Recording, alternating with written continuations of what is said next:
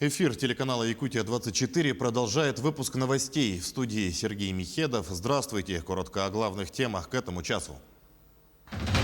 Высокие риски затопления в период паводка прогнозирует МЧС. 9 тысяч земельных участков в Якутске могут оказаться под водой. Как решают проблему?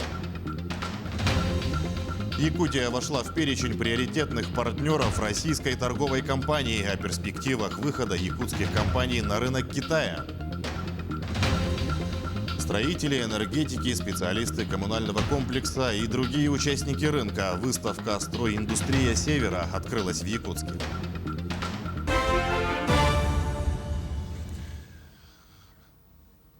Счетная палата указала на недостаточность финансирования территориальных программ обязательного медицинского страхования. Такой вывод сделан после анализа предоставления и расходования субвенций, направляемых из бюджета территориальным фондом. Регионам не хватает финансирования для эффективного исполнения переданных им полномочий в сфере обязательного медстрахования, отмечает контрольное ведомство. Однако оценить потребность финансирования базовой программы ОМС в настоящее время не представляется возможным, так как стандарты оказания медпомощи утверждены не по всем заболеваниям и охватывают преимущественно стационарную помощь. Несовершенна, по мнению счетной палаты, и действующая методика распределения субвенций. Кроме того, счетная палата указала на возможный рост сердечно-сосудистых и эндокринных заболеваний в регионах на фоне пандемии. Об этом говорится в материалах ведомства.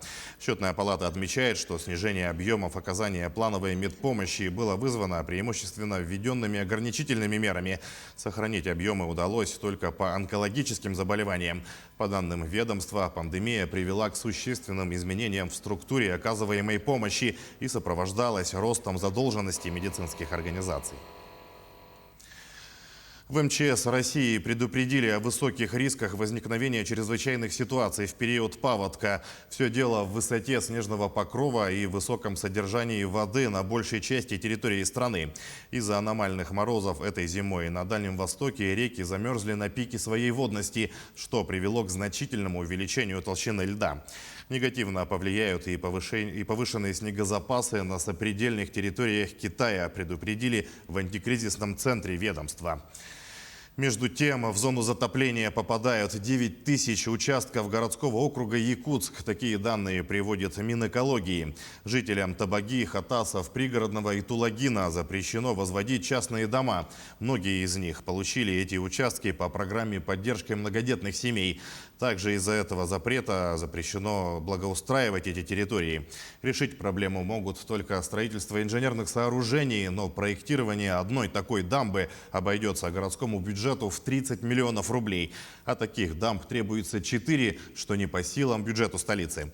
Накануне принято решение обратиться с данным вопросом к региональным властям для финансирования из средств КЧС. У нас, есть обременения, которые коснулись мы сами, как городской округ столкнулись. Мы сегодня имеем сложности по строительству социальных объектов в пригородах.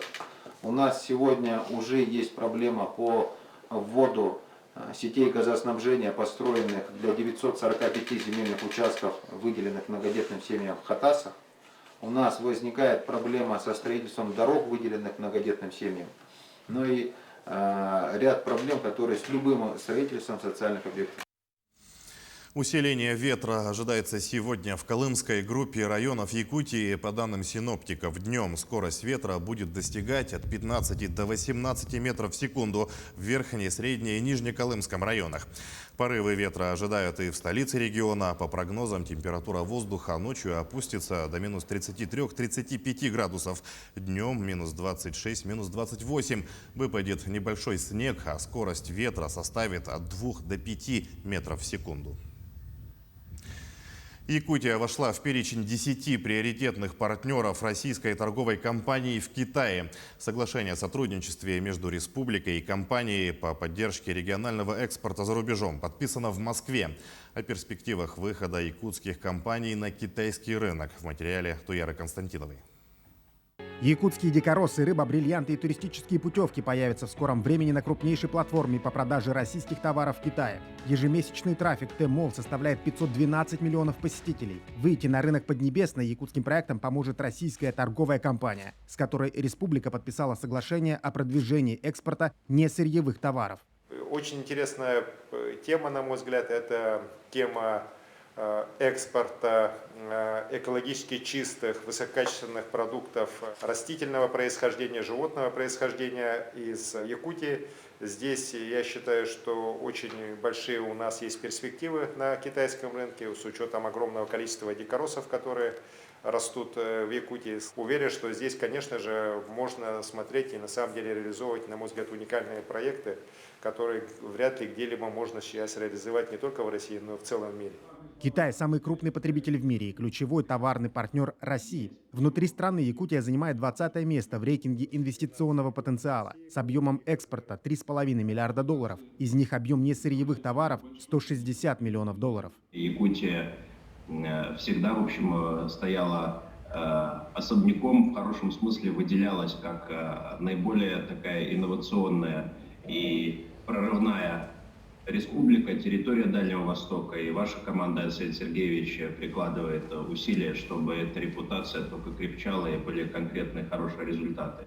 Российская торговая компания – новый элемент продвижения отечественной продукции в Китае. Его учредители – web.rf и Российский экспортный центр. Специалисты будут консультировать экспортеров из Якутии по разным вопросам, от транспортно-логистического обслуживания до организации бизнеса. Такое сотрудничество позволит выйти на потребителей в Пекине, Шанхае, провинциях Гуандунь, Хэйлунцзян и Сычуань. Республика Саха-Якутия является давним партнером китайских регионов, особенно провинции Хэйлунцзян. В условиях пандемии, когда закрыты границы и затруднено перемещение между нашими странами, Якутия одна из первых в России успешно освоила дистанционные форматы взаимодействия с китайскими регионами. Северо-восточный Китай – традиционный рынок потребления российских товаров. Провинции КНР заинтересованы в торгово-экономической интеграции с дальневосточными регионами, в том числе с республикой Саха-Якутия, по которой проходит кратчайший путь с востока на запад. Туяра Константинова, Максим Кардозу, Виктор Олесов, Москва. В Якутске продолжается чемпионат Обилимпикс. Накануне в Республиканской коррекционной школе-интернате открыли 6-й региональный отборочный этап. Представлены 2 из 24 компетенций – вязание крючком и резьба по дереву. Подробности у Алексея Лукьяненко. Я занимаюсь вязанием очень давно. В будущем это для меня хобби. Я планирую заниматься керамикой, но в следующем году я снова буду участвовать в Обилимпиксе. В каждой компетенции для соревнующихся есть определенный регламент. Например, на резьбу по дереву выдают 3 часа, и с каждым конкурсным днем задания для участников только усложняются. Сегодня у нас сделали вот такой узор, геометрическую резьбу. Завтра она у нас будет чуть посложнее. Ее применяют в будущем для посуды, для разделочной доски, для столов, для стульев. В будущем мы хотим побольше участников привлечь к компетенции резьбы по дереву. На первый взгляд, казалось бы, не так уж сложно, что нужно лишь чуточку терпения и желания, но посидев немного понимаешь, что дело не только в упорстве и в огромном желании, но также нужна и определенная доля таланта. На самом деле, как выяснилось, это очень сложно. Всего же в компетенции резьба по дереву соревнуются 8 участников из 3 коррекционных школ. Я учусь в 10 классе. Я занимаюсь вольной борьбой, резьбой по дереву, теннисом. Уже 3 года я занимаюсь резьбой, мне это очень нравится. Учитель мне помогает, мне не трудно, поэтому в будущем я планирую снова участвовать в соревнованиях. Победившие здесь на региональном этапе, они выходят на федеральный уровень и далее уже на международный. Но мы таких иллюзий не питаем, тем не менее, проведение таких чемпионатов – это территория возможностей для детей с ограниченными возможностями здоровья и для детей-инвалидов. Пробуя себя в той или иной компетенции, дети учатся совершенствовать свои знания, свои навыки, свои умения. Действительно, Обилимпикс – это возможность превратить хобби в профессию и, что самое важное, найти работу по этой специальности. Алексей Лукьяненко, Григорий Николаев, Якутск. Столетие отмечает комсомол Якутии. В мультимедийном парке «Россия. Моя история» торжественно открыли выставку молодежи и ветеранов под названием «Молодость длиною в жизнь». Организаторы выставки отмечают, на сегодняшний день в республике насчитывается более 500 общественных организаций, которые также продолжают дело своих предшественников. В мероприятии приняли участие активисты молодежных организаций, в том числе студенческие отряды, волонтеры, первичная профсоюзная организация, Российский союз молодежи и многие другие. Разумеется, не обошлось и без ветеранов. Также с поздравлениями выступил министр по делам молодежи республики Степан Саргыдаев. Выставка продлится до конца марта. Наша задача это входит работа с молодежью, рабочей молодежью, также со школьными отрядами, со студенческими отрядами, клубами. Общественные организации, наверное, тоже пострадали в пандемии, да? Но наша организация, мы вошли и боролись тоже с пандемией. И, конечно же, наши активисты тоже дружно все работали в качестве волонтеров. То есть мы, как общественники, мы тоже пошли и понимали, что мы должны помочь. 18-я межрегиональная специализированная выставка «Стройиндустрия Севера. Энергетика ЖКХ» начала свою работу в Якутске. На одной площадке собираются строители, энергетики, специалисты коммунального комплекса, инженеры, а также представители бизнес-сообщества и власти. О современных трендах в строительстве узнал Юрий Осипов. Дмитрий представляет компанию, которая занимается производством и поставкой кровельных и фасадных материалов. Они не новички на этой выставке и участвуют уже в 3-й раз. По его словам, продукция компании подходит в том числе и для климатических условий Якутии.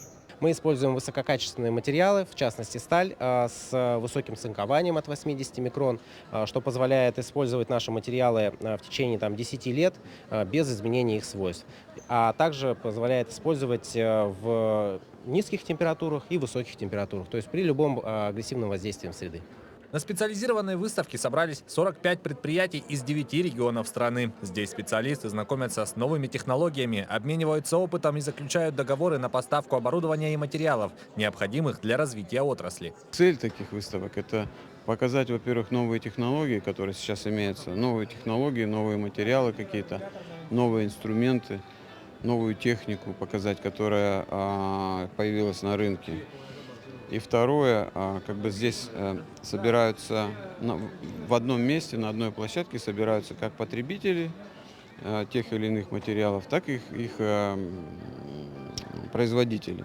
То есть заключаются здесь договоры о намерениях и так далее. Особенность выставки в том, что она интересна как профессионалам отрасли, так и тем, кто просто занимается ремонтом или строительством. Выставка будет проходить до 4 марта включительно. Желающие могут посетить ее в спортивном комплексе «Мадун». Юрий Осипов, Георгий Григорьев, Якутск. Мы следим за развитием событий. Берегите себя, носите маску, соблюдайте безопасную дистанцию. Оставайтесь с нами.